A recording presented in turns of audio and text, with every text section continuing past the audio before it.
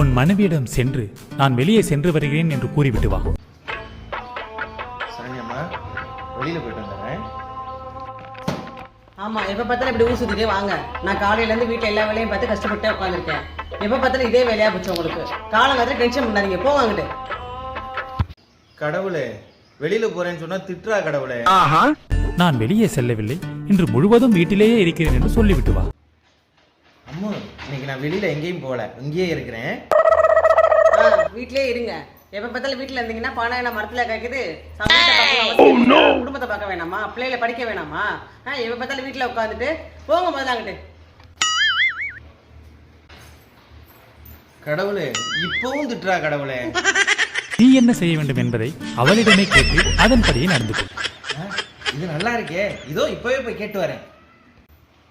தங்கம், நான் இப்ப என்ன பண்ணணும் நீயே சொல்ல. கேளுங்க, எல்லாத்தையும் என்கிட்டயே கேளுங்க. உங்க இதுதான் உங்களை கல்யாணம் பண்ணனே எனக்கு தெரியல.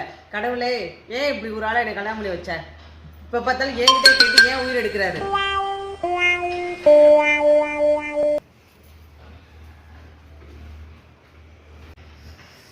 கடவுளே, என்ன சொன்னாலும் திட்டுறா கடவுளே.